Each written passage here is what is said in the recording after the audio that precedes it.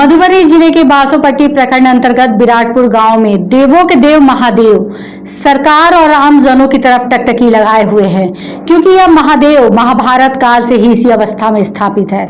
इस गांव का ऐसा महत्व है कि महाभारत में पांडव इसी जगह 13 वर्ष अज्ञातवास किए थे, क्योंकि उस समय दुर्योधन के क्रूर अहंकार से त्रस्त थे और इसी जगह अपना छुप छुप कर रह रहे थे। बाद में जब दुर्योधन को पता चला तो इस जगह पर भी युद्ध छिड़ा था। ये वही जगह है जो पांडव भाइयों ने देवों के देव महादेव को 13 वर्ष तक पूजा अर्चना किया, लेकिन आज यह देवों के देव महादेव वीरान सा लगते हैं। इस गांव की महिलाएं पुरुष प्रतिदिन पूजा अर्चना करते हैं। ऐसी तो पंचायत स्तर से इस घर पर जाने के लिए पक्कीकरण रास्ता बना दी गई है। वहीं जब विराटेश्वर महादेव के मुख्य पुजारी ने बताया कि हम यहाँ पर 1993 ईस्वी से इस महादेव की सेवा कर रहे हैं, क्या कुछ बताया, आइए आपको सुनाते हैं। से आप रह रहे हैं, क्यों? ये हम 1993 से रह रहे हैं। यहाँ महादेव जी के पास में कोई नहीं था। हम सेवा के लिए यहाँ आए और सेवा करना शुरू कर दिए। तो क्या इतिहास है इस महादेव? इतिहास है, ये महाराज विराट का घर है। महाराज पूर्व समय में महाराज विराट के जो कृतकर्म है वो बहुत ऐतिहासिक ख्याति है। हम उसी को उजागर के लिए कि सब जगह भारत भूमि में जहाँ जहाँ मंदिर ध्वस्त हुआ है वहाँ सब जगह चर्चाएं हुई है, लेकिन यहाँ जो है इस बात की चर्चा नहीं है।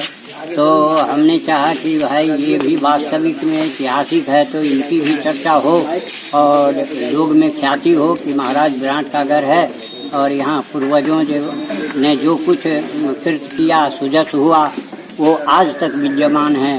कि महाभारत कालीन में पांचों पांडव का जो वनवास हुआ वो अज्ञातवास तक जो है यहीं माने 13 वर्ष तक पांचों पांडव ने निवास किया। साथ में द्रौपदी थी और यहाँ जो फिर दुर्योधन को पता लगा कि पांचों पांडव भाई यहीं विराजमान हैं तो उन्होंने चढ़ाई कर दी और महाराज को गाय लेके जा रहा था।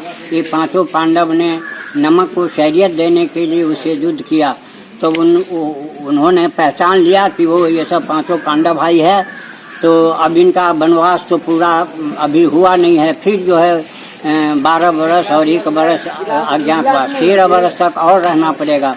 तो वहाँ उस दिन जो पंचांग को देखा गया तो 3 महीना 13 दिन जो है अधिक हो गया था। तो ये पांचों पांडव ने वापस आया और गाय जितना ले जा रहा था वो सब गाय ले आ करके यहाँ रहना शुरू किया। फिर होते होते दुर्योधन का प्रभाव होते होते फिर ये बहुत दिन समय बाद जो है बाबर समकालीन आया। बाबर समकालीन में जो अच्छे अच्छे जगह में मंदिरों सब था वो सबको तोड़ के जो है वो नष्ट करना शुरू कर दिया। वही उसी अवस्था से आज तक ये इस अवस्था में था। मैं सोच समझ के 1993 में आया और फिर इसको जागृत अवस्था में तैयार करने के लिए मैं शुरू किया। तो वैसे यहाँ तो ये माने प्राचीन काल के महादेव हैं? हाँ, प्राचीन समय का है। आप उसे आप दर्शन करके पता लगेगा कि वास्तविक में ये आज का बनाया नहीं है, पहले युग का है। द्वापर युग में जो महाभारत हुई, महाराज विराट थे, उसी समय से ये ऐसा हुआ है। तो काफी जीर्ण अवस्था में है ऐसा महादेव? हाँ, जीर्ण शीर्ण। ये भी जो अभी दिख रहा है वो नवीनतम है। कुछ समाज के संग्रह करने से ये महादेव जी का पुनः मंदिर का जीर्णोद्धार हुआ और अभी तक इसका कुछ कामकाज जो है बाकी है, चल भी रहा है। तो इस अवस्था में है। उधर खजौली विधानसभा क्षेत्र के राजद विधायक ने भी इस महादेव की उपेक्षा नहीं हो इसके लिए कई बार विधानसभा सत्र में प्रश्न भी उठाया, मगर ये नीतीश कुमार की सरकार विराटेश्वर महादेव की तरफ एक नजर भी नहीं डाल रही जिससे इस इलाके का उद्धार हो सके। वहीं साथ ही साथ देवों के देव महादेव के उद्धार के लिए स्थानीय लोगों और राजद विधायक भी प्रयत्नशील हैं, जिसके सर पर देवों के देव महादेव का हाथ हो उनका कोई कुछ बिगाड़ नहीं सकता। मगर जब महादेव ही अपने स्थल को विकसित होने के लिए सरकार और आम लोगों की बात जोड़ रहे हैं, विराटेश्वर महादेव महाभारत काल से ही अपनी उपेक्षा का शिकार हो रहे हैं और इस कलयुग में भी वही परिस्थिति बनी हुई है। मधुबनी से आलोक कुमार की रिपोर्ट। ये जिनसे नया नव निर्माण हो रहा है ये तो समझिए खत्म था। धन्यवाद देते हैं ये महात्मा जी को, हनुमान दास जी को, इन्होंने इसको बना रहे हैं। अभी तो निर्माणाधीन है।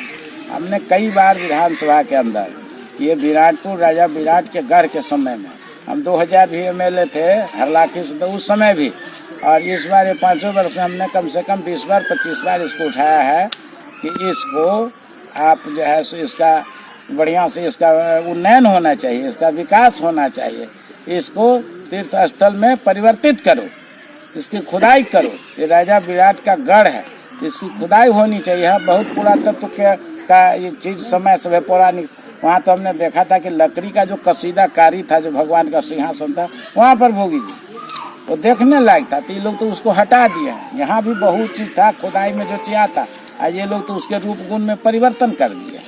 यहाँ अभी चलिए आप हाई स्कूल के पास देखिएगा, एक महादेव का लिंग है, वो देखिएगा तो इतना विशाल है। हम सुनते हैं कि उसको लोग खोदना भी चाहते हैं तो नहीं उठता है, कितना गहराई में। तो ये ऐतिहासिक गांव है विराटपुर, इसकी चर्चा होनी चाहिए। ये पुरातत्व स्थल है, इसकी खुदाई होनी चाहिए, खुदाई इसकी होनी चाहिए बहुत ही। इसका इस पर रिसर्च होना चाहिए। ये पिछड़ों का गांव है, इसलिए कोई आवाज शुरू में नहीं उठाया, इसकी कोई देख रेख नहीं हुई।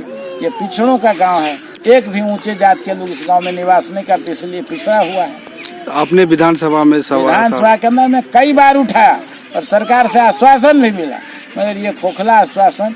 ये नीतीश कुमार जी तो सिर्फ आश्वासन देना जानते, इस पर तो कुछ करते नहीं। इस बार भी बजट सेशन में हमने उठाया वो प्रश्न जब तक आता 16 मार्च को, चूंकि 31 तारीख तक विधानसभा चलना था, 16 मार्च को इसने समेट दिया। कोरोना कोरोना, ये कोरोना क्या है? जब बच्चे रोते हैं ना गांव में, देखिएगा रात में बच्चा रोता है तो उसकी माँ कहेगी बउआ रे चुप है जो, नहीं तो भकाऊ धा लेते। वही नीतीश कुमार नरेंद्र मोदी इसको भकाऊ बनाया हुआ है। हम लोग बोलेंगे तो भकाऊ, देखिए इतना बोले, अभी रहता लाउड स्पीकर, दूर दूर तक लोग सुनते। तो ये चीज भकाऊ है। आप बोलो नहीं तो भकाऊ धरा देंगे, FIR करा देंगे। आप मीटिंग मत करो तो सट के मत बैठो। अभी बस में लोग जाते हैं तो सट के बैठते हैं कि नहीं? ट्रेन में बैठते हैं तो कैसे बैठते हैं बताइए ना? ये सारा चीज नाटक है, विरोधी के जुबान पर ताला लगाने कि हम लोग कुछ बोल नहीं सकते, हम लोग कुछ कर नहीं सकते, यही चीज है।